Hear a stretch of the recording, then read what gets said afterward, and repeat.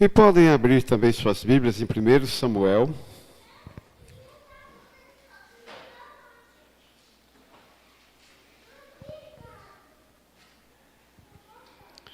Primeiro Samuel.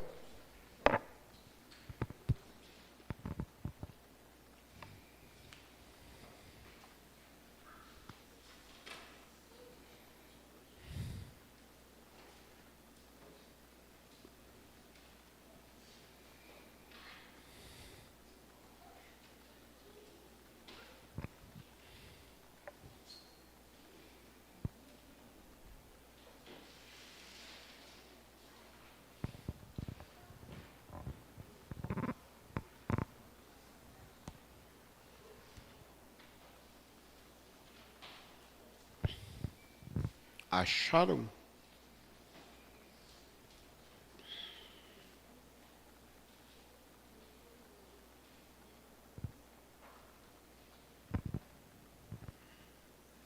Capítulo 15, aliás, 16. Onde é que eu tirei 15? 1 Samuel, capítulo 16. Vou ler.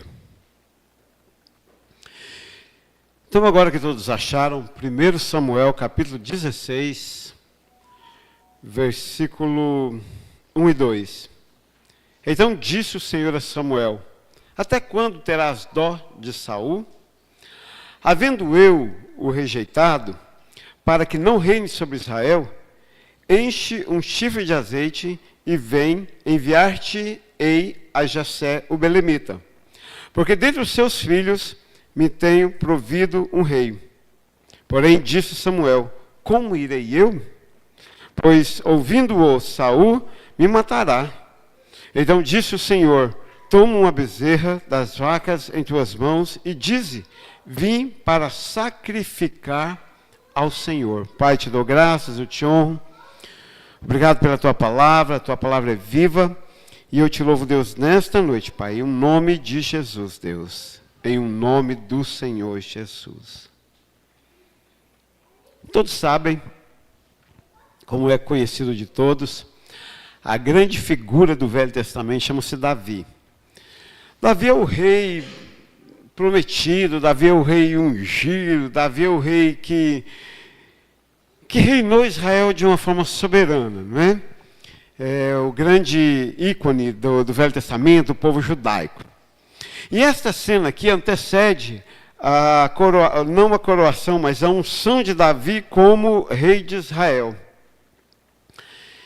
E é engraçado, recentemente eu vi uma coisa que eu fiquei meio chocado. Alguém disse que nós gostamos de dizer que Saul foi deposto e Davi foi ungido rei no seu lugar. E que nós gostamos de dizer que Saul foi deposto porque foram os homens que o escolheram. E Davi permaneceu no trono porque foi Deus que o escolheu. E alguém disse que não tem nada disso não. Deus escolheu Saul. O probleminha é que Saul não escolheu Deus. Então não tem essa de que o povo escolheu Deus, aliás, escolheu Saul para ser rei.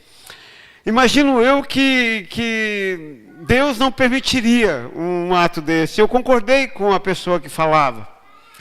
Deus indicou o povo, conduziu o povo até Saul, porque Deus queria que Saul subisse ao trono. Não sei lá se na sua onipotência, onisciência, sabedoria, enfim, Deus sabia o coração de Saul, mas o que importa é que Saul não quis escolher Deus. E aí Deus o rejeitou. E nessa rejeição, Deus chama Samuel, o profeta Samuel, para ir lá e ungir um outro rei. E aqui no versículo 1 e 2, tem algumas histórias interessantes, algumas nuances interessantes neste texto. O primeiro deles, e eu ouvi esse texto recentemente, e a primeira coisa é que Deus olha para Samuel e diz assim: então disse o Senhor a Samuel: até quando terás dó de Saul? Eu sempre disse que Deus que a dó não é um sentimento muito nobre, que Deus não tem dó de ninguém. Ele tem misericórdia. Ele tem uma infinita misericórdia com cada ser humano nascido sobre a face da terra. Salvo ou não salvo, sua misericórdia está ali. Mas dó não, dó é um sentimento humano, falho, mesquinho. É um sentimento pequeno. Eu achei interessante o texto desta vez, porque eu falava, Deus não tem dó de ninguém. Dó não é um sentimento que vem de Deus. Mas eu não tinha uma base bíblica para isso, agora eu tenho. Deus repreendendo Samuel porque ele estava com dó de Saul. Mas a verdade a impressão que me dá é que já fazia um tempo aqui que Deus disse a Samuel, vai lá e unge um outro rei. Mas o coração de Samuel se encheu de dó de Saul. E aqui eu aprendi então uma coisa sobre Deus, que Deus tem um tempo. Sabe aquela coisa que a gente gosta de pensar que a paciência de Deus é um saco sem fundo? Que a gente pode brincar e piruar, porque até lá na hora da morte a gente se arrepende e entra no céu, afinal o ladrão da cruz entrou no céu no último momento.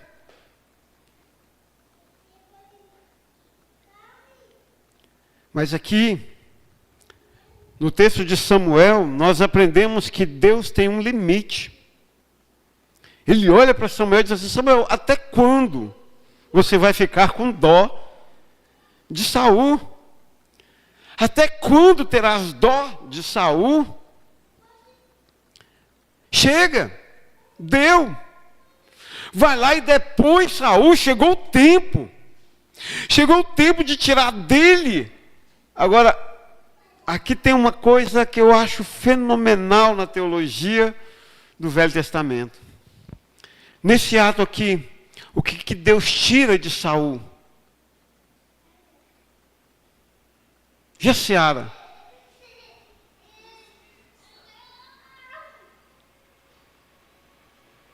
Quem seria o rei agora? Então o que Deus tira de Saul?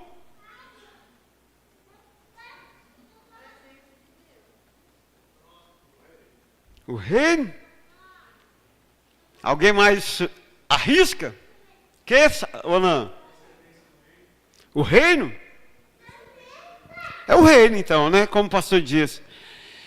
Acho interessante porque eu também até esta semana, ao ouvir sobre esse texto, ao meditar sobre esse texto, ao ler sobre esse texto, eu também, Fábio, achava que aqui nesse exato momento Deus havia arrancado o reino de Israel de sobre Saul, o reinado de sobre Saul e colocado sobre Davi, mas ainda não. Eu pensava também, Josiara, que Deus havia arrancado o espírito de Saul, o Espírito Santo, mas também ainda não. Mesmo porque me parece que o Espírito Santo nem estava, porque ele não andava com Deus. Ele não dava indícios de que andava com Deus. Achei incrível, porque o que Deus tira de Saul é simplesmente a unção. Vai lá e unge Davi. Ou seja, desse momento em diante, o que era mais precioso para Saul? O reinado. Ele continua rei, porém sem a unção de Deus. Sabe como é que o salmista traduz isto? Deus pega o homem e o entrega aos desígnios do seu próprio coração. Você quer rei? Vai ser rei? Você faz qualquer coisa para ser rei? Tá bom, fica com o reinado. Mas a minha unção dou a Davi. Chega, acabou o seu tempo. Sabe, eu aprendo uma coisa aqui também em relação às nossas vidas. Há um tempo de Deus para nós. Deus tem um tempo para nós.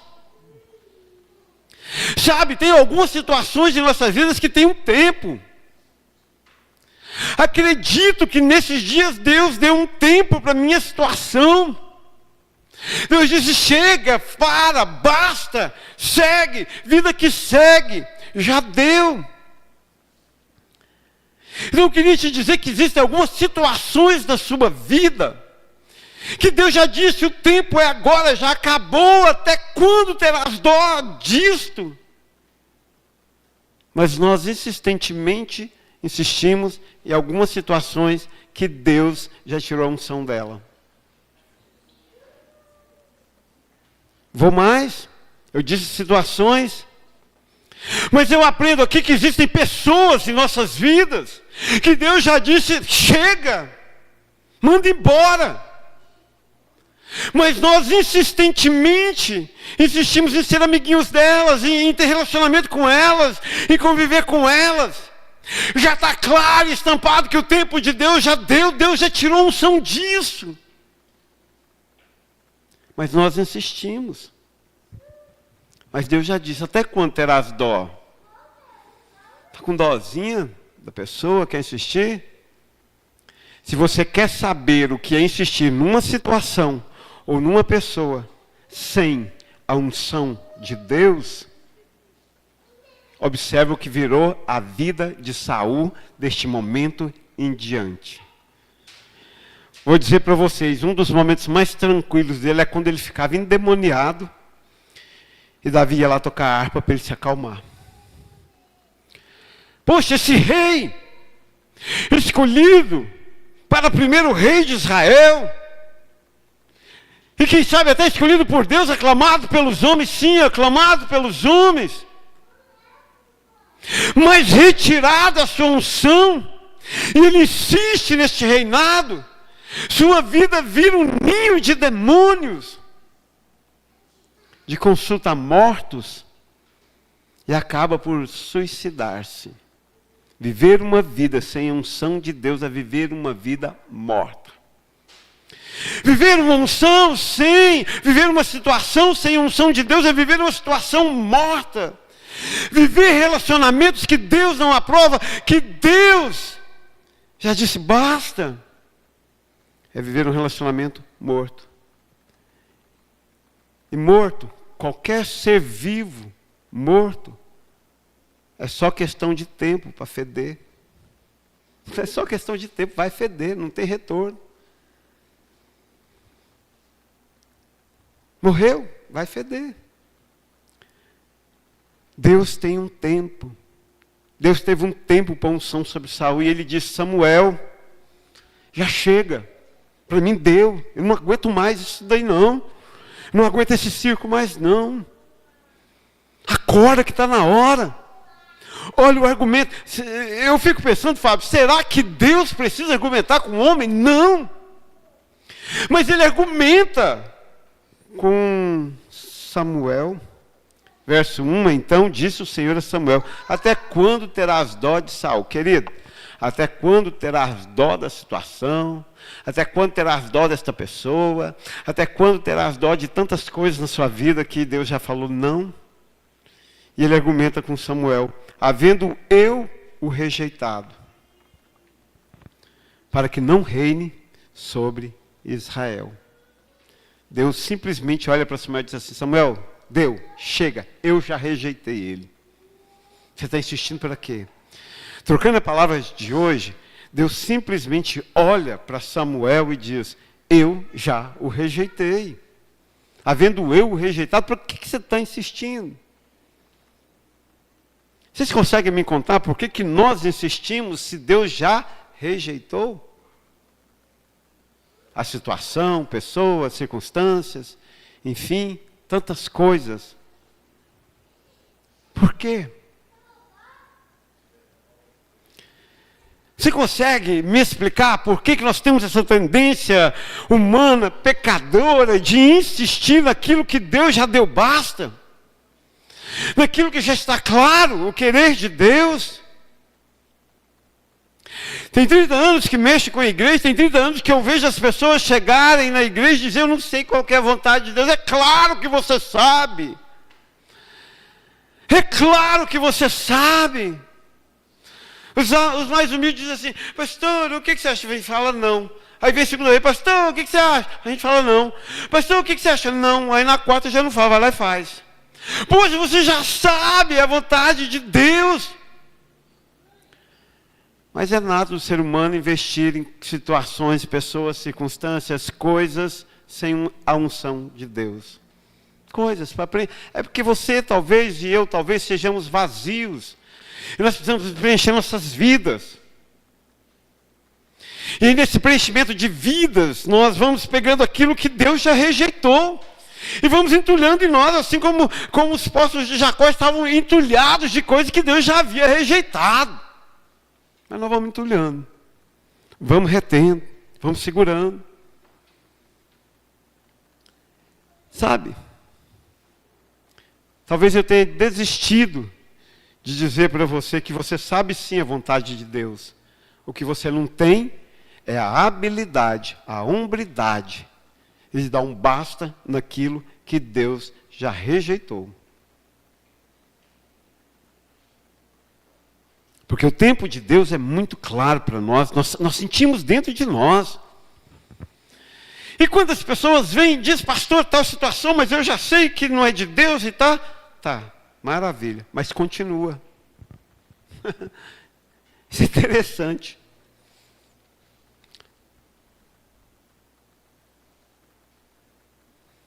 Eu acho isso interessante, mas continua ferrenhamente lutando pela situação que ele já sabe que Deus já não quer. É o que Saul fez aqui. Deus já o havia rejeitado a Samuel, eu já havia rejeitado Samuel como rei, mas Saul ficava com dó. Sabe uma nuance nesse circo? É que até aqui no verso 1,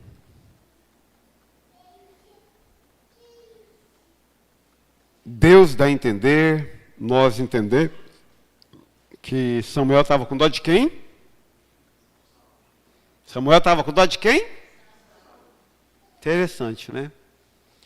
Falei que você está com dó da pessoa lá, tão sofrida, sua amiga, que Deus já falou para seu amigo, seu vizinho, que Deus já falou, vaza fora.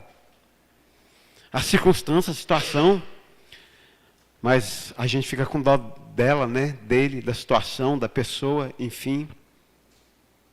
Verso 1 deixa isso claro, né? Mas o verso 2 dá um upgrade. Vamos seguir a leitura? Então disse o Senhor a Samuel, até quando terás dó de? Até quando terás dó de? Havendo eu, para que não reine sobre Israel. Por que você está com dó se eu já rejeitei? Enche um chifre de azeite e vem e enviar-te-ei a Jessé o belemita. Porque dentre os seus filhos me tenho provido um rei. Já escolhi outra situação para você. Verso 2. O que Samuel responde? Porém disse Samuel. O que Samuel disse? O que Samuel disse? Não, tá feio. O que Samuel disse? Melhorou. Volta a minha pergunta, Juliane. Samuel estava com dó de quem? Conversa fiada. Então, porém, disse Samuel. Você não sabe ler, não, primeiro ano. Porém, disse Samuel. Então, vou perguntar de novo. Samuel estava com dó de quem? Estava com dó dele mesmo.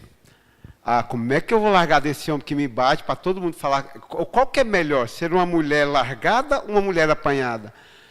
De cada 10, 9 precisa ser. Prefere ser uma mulher apanhada, ser chamada de uma mulher apanhada, do que de uma mulher largada. Bem-vindo à realidade do Brasil. De cada 10 mulheres, né, Maria da Penha? Cárita já esteve na Maria da Penha. Não é assim? Ela vai lá hoje, denuncia, amanhã vai lá e retira. Porque ela prefere apanhar do que ser chamada de mulher largada. Porque mulher largada é para acabar com o Piqui do Goiás, né? Dá uma impressão tão ruim, né? Foi largada, jogada fora, descartada.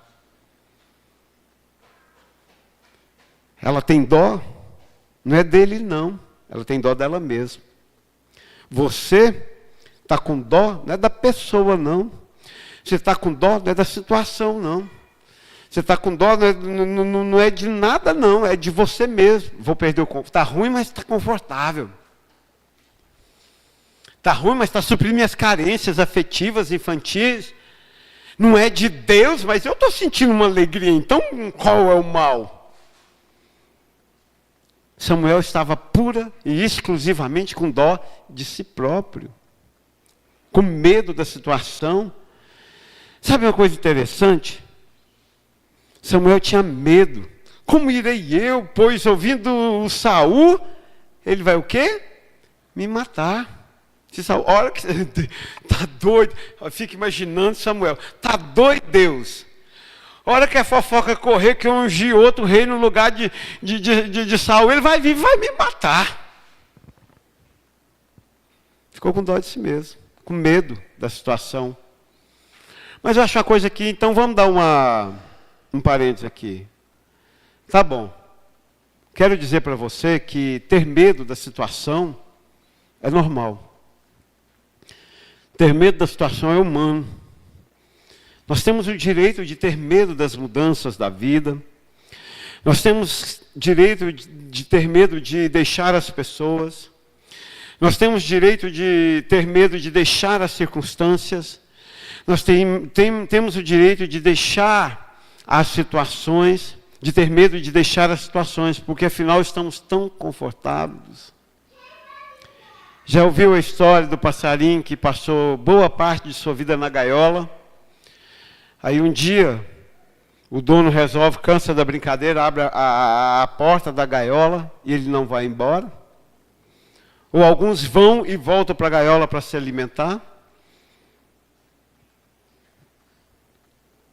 Alguns de nós vivemos essas circunstâncias, temos medo, isso é natural. Samuel teve medo. Agora uma coisa interessante, nós estamos falando de quem? Quem é o profeta aqui vigente? Elias?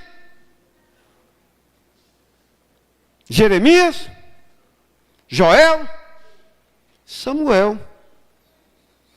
Cada profeta teve a sua distinção na história do Velho Testamento.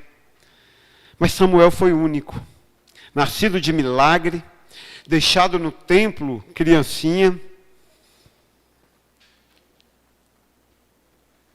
Herdou a dinastia do sacerdócio no lugar dos filhos do sacerdote vigente. O único sacerdote com a honra de depor rei e ungir rei, com a majestade com que ele fez. Era o grande homem, o grande profeta. E teve medo. Agora aqui vamos pensar uma coisa na reação de Deus. Como é que Deus reagiu quando Samuel teve medo?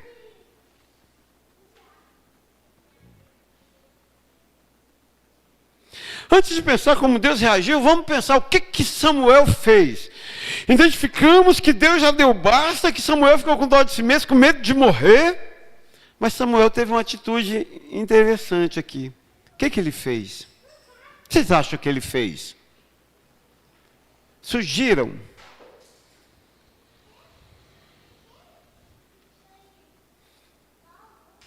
De vocês, como diria para os alunos, a resposta do texto está no texto. O que foi que Samuel fez quando ele estava diante da situação? Deus disse, basta, chega.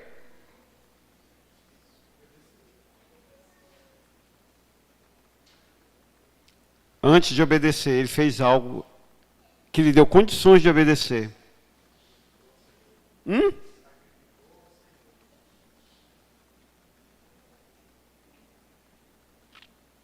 Olha o texto. Ele foi lá e contou para Deus como é que ele estava. Tá bom, Deus. Ele orou. Tá bom, Deus, eu sei que a situação já chega, mas eu estou com medo. É interessante que eu comecei detonando com Samuel, mas tem algo grande dele aqui. Na hora que ele estava com medo, ele orou ao Senhor, ele perguntou a Deus, qual é a tua vontade? Vem, vamos.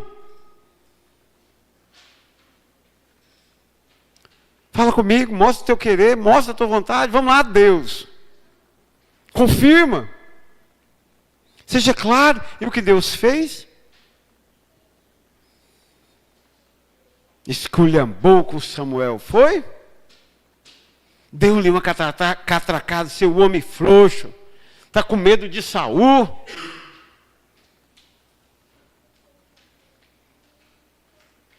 Seu profeta fracassado, não tem coragem de ir lá e falar minha palavra, não te quero mais como rei.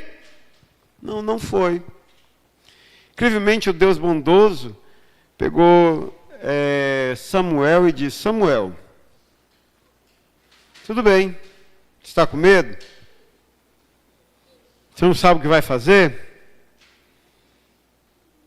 Você acha que você vai chegar lá, se você ungir, o Saul vai ficar sabendo e quando as fofocas correrem, ele vai te matar?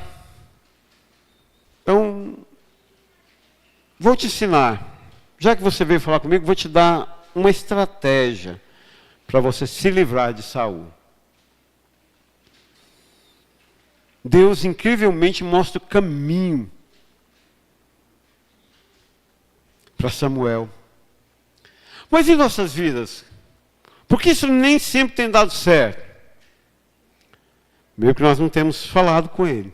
Segundo, que a nossa insistência na dó de nós mesmos é algo grandioso. Imagino eu que do versículo 1 para o versículo 2 teve os 15 segundos de reflexão de Samuel. Deus já o rejeitou. Eu estava com dó de tudo, dele, de mim, mas não tem mais para onde ir. Agora eu vou falar com Deus. Talvez seja isso que ainda tenha ocorrido conosco. Nós ainda temos para onde ir. Que pena que você tem para onde ir. Me parece que a gente só encontra o centro da vontade de Deus quando nós não temos mais para onde ir. Nós vamos tentar resolver nossas carências, nossas finanças, nossas vidas, nossas emoções, até a última gota de força do nosso ser. Só vamos correr para Deus de fato e de verdade quando não tivermos mais para onde ir. Foi isso que Pedro disse a Jesus: para onde iremos nós, se só tu tens as palavras de vida eterna? Mas Deus olhou para Samuel e disse: vou te dar uma estratégia, vou te ensinar um caminho, vou te dar um caminho. No verso 2, porém disse Samuel: como irei eu, pois ouvindo-o Saul me matará? Então disse, isso é que eu chamo de oração respondida imediatamente. Então disse o Senhor: toma uma bezerra das vacas em tuas mãos e dize: vim para sacrificar ao Senhor. Vai lá para sacrificar ao Senhor. Você não precisa chegar lá e falar assim: oh, bom dia, gente, para aí as ruas aí de Jerusalém agora, o Monte Sião se encurve, porque eu vou ungir um novo rei. Deus simplesmente disse para Samuel: vai lá, como se você fosse sacrificar. Chegando lá, vai encontrar, se vocês continuarem lendo a história, você vai encontrar um dos filhos de Jessé, e é um deles. E foi exatamente o último que ele encontrou. Vai ungir ele rei sobre Israel. E aí se levou algum tempo, anos, até que Saul morresse e Davi assumisse o trono. Mas naquele momento, Deus dá o caminho para Saul, aliás, para Samuel, cumprir sua vontade. Isso é interessante, Gálatas diz isso, Deus nos dá, aliás, Tessalonicenses, Deus nos dá a promessa, mas Ele também a cumpre, Ele nos dá o chamado, mas Ele também arruma os meios, os mecanismos, os caminhos desse chamado ser executado. O que tem impedido a vontade de Deus de ser feita em nossas vidas não é o poderio de Deus. Aliás, Isaías no 59 diz isso: a mão do Senhor acaso está encurtada para que não possa salvar e operar milagres? Não. Mas os nossos pecados têm feito separação entre nós e nosso Deus. Isaías 59. A mão do Senhor não está escondida, não está encurtada. Ele continua poderoso, Ele continua soberano, Ele continua Deus de poder. É nós que não temos tomado atitude. Não temos tomado a atitude porque temos dó de nós mesmos, daquilo que nós vamos sofrer. Eu vou largar essa situação, mas e aí, o que vai ser da minha vida? Eu vou largar essa pessoa, e com quem que eu vou conversar? Eu vou largar isso ou aquilo, como é que eu vou viver? Vou largar os meus vícios, como é que eu vou viver? Quem vai me trazer paz?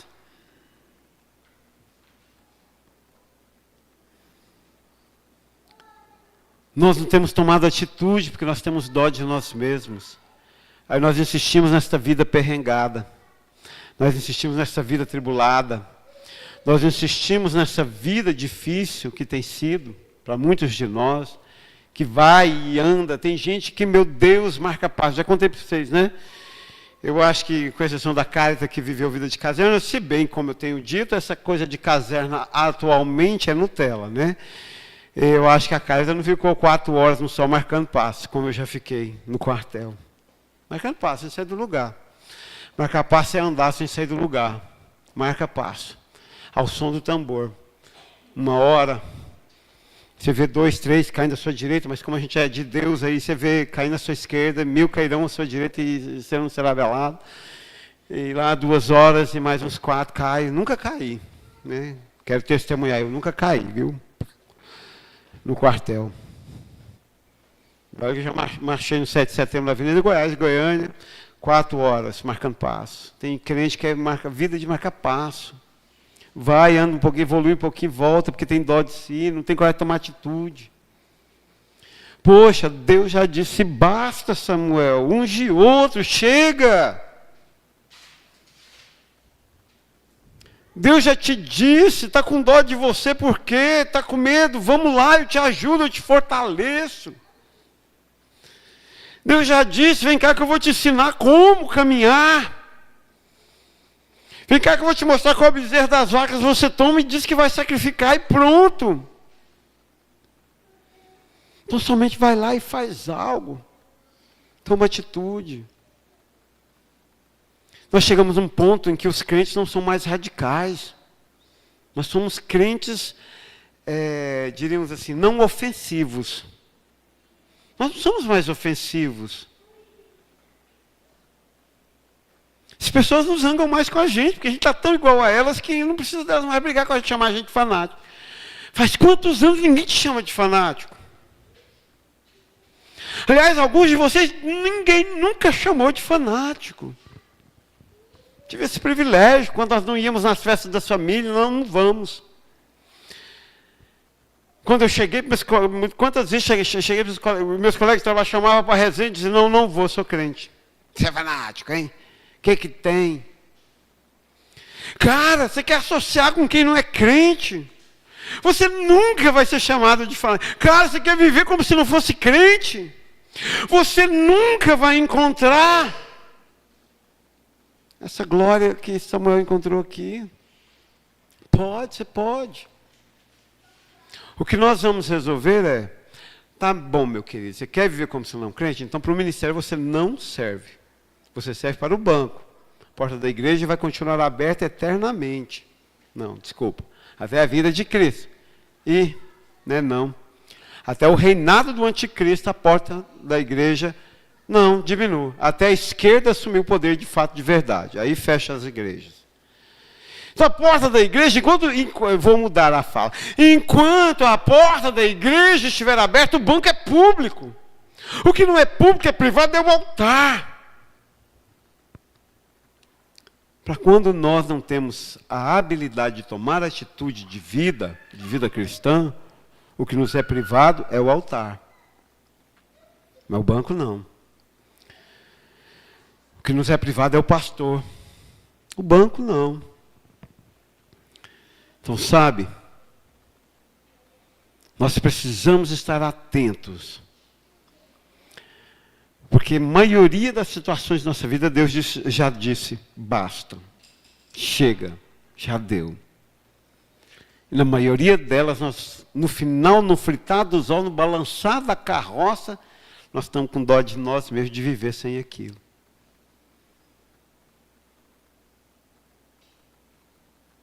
E nós não tomamos atitude porque não paramos para entender que Deus está nos ensinando o caminho que deve andar. Como ele ensinou a Samuel. Acho interessante, para terminar, são 2 versículos tão profundos, tão gloriosos, que revelam o poder, o amor de Deus. mas ao mesmo tempo que Deus tem um limite, que revela como o homem é falha, complacente, como o homem se perde em si mesmo.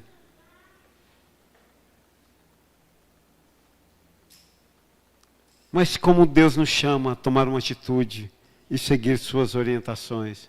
Querido, opção A, siga as orientações de Deus. Opção B, continue seguindo as suas. Continue seguindo as suas. Mas lembre-se de onde Samuel chegou com sua vida. Aliás, de onde Saul chegou com sua vida. Samuel correu o risco de perder a unção de Deus. Foi mais esperto que Saul. Tenho compartilhado, e agora encerro, né? Quando a gente fica velho, quando a gente fica velho, a gente começa a fazer isso, né? Encerro, aí conta mais uma historinha. Mas agora prometo que seja a última. Antes da pandemia, disse diversas vezes que Deus ia dar uma sacudida na igreja, tirar líderes, ia transformar a igreja de uma igreja familiar para uma igreja industrial. O que isso quer dizer? Sabe aquela igreja onde o pastor ficava o tempo todo, sabia da sua vida, dando opinião em tudo e tal? Isso é uma igreja familiar. É de família. Igual PSF, igual, né, posto de saúde familiar. Igreja industrial, aquela igreja tipo igreja de cidade grande. O irmão morre, passa 3 dias, o pastor está lendo o jornal e fala, nossa, fulano de tal, parece que eu conheço esse nome, liga para a secretária da igreja, quem que é esse nome? Era mesmo da igreja, pastor, morreu, você nem fica sabendo. Não, que coisa, hein, que Deus o tenha. As pessoas vêm, chegam, assistem o culto, sai da igreja, pastor, nem fica sabendo. Isso é uma igreja industrial. E aí, eu pude identificar uma coisa na minha vida, causa parte dos meus sofrimentos ultimamente, é que eu penso, não vi isso escrito na Bíblia, é só um pensamento meu, que Deus usou a pandemia e transformou vocês numa igreja industrial. Vocês se afastaram. Os 2 anos e meio da pandemia, nós nos afastamos. Aí chegou o momento que nós voltamos para o templo. E vocês se mantiveram afastados. Mas eu não entendi isto. Acho que o pastor José também não entendeu isto. E já era uma igreja industrial, de vidas independentes, de caminhos independentes, de amores independentes, de cursos independentes, de vozes independentes, de ministérios independentes. E eu aqui com aquele velho discurso. Irmão, você não pode ir, irmão, não faz, não vai te agregar, irmão, não é isso, aquilo. E aí eu acho que não sou mais pastor da igreja. Cheguei a começar a me sentir assim, parece que não sou mais pastor desse lugar. Cheguei a me perguntar, sabe que está na hora de eu ir embora daqui? E me perguntei isso diversas vezes. Será que não está na hora de eu procurar um povo para que eu chame de povo meu? Até que o Senhor disse, mas você não disse? Mas você não profetizou? Então agora nesse momento, será que você não tem que mudar a sua cabecinha? Tem que começar a tratar a Aline como... Tá bom, vai lá. Você quer postar essa foto? Poste. Parabéns. Glória a Jesus. A Helena Cristina quer, sei lá o quê, virar stripper porque está na moda? Louvado seja Deus. O Leandro não quer dar mais um pingo de satisfação da vida dele? Ora, na frase já está definido. A vida é dele. Para que serve então o pastor numa igreja industrial? Para ensinar e pastorear aqueles que são espertos. Porque aqueles que são espertos se aproximam. Aqueles que são espertos querem ser pastoreados. Mas tem uns que querem andar segundo os desígnios do seu próprio coração. Na verdade, tira um peso. Então, mais ou menos, foi tudo isso que aconteceu aqui. Saul deixou de ser pastoreado pelo profeta e foi viver sua vida sem unção. Deus dá uma sacudida em Samuel, disse, olha, profeta, acorda para o seu verdadeiro ministério. E vai ungir Davi. Acorda para os seus medos e saiba que eu sou quem te ajuda. E aí a vida segue. E o resto da história, os irmãos já conhecem. Pai, eu te dou graças, eu te honro, glorifico a Ti. És santo, és Deus de poder, meu Pai. Vem, Deus, com a Tua graça, vem, Deus, com a Tua infinita misericórdia. Cada um faça o que melhor lhe aprouver com a Tua palavra. Eu te agradeço, ó Deus, por esse texto, Deus, porque ele mexeu profundamente ao meu coração, meu Pai. Que possa, Deus, alcançar cada um coração, meu Deus. Em o nome do Senhor Jesus. Amém e amém. Muito bem, nós vamos orar. O pastor José Delcio irá nos ajudar.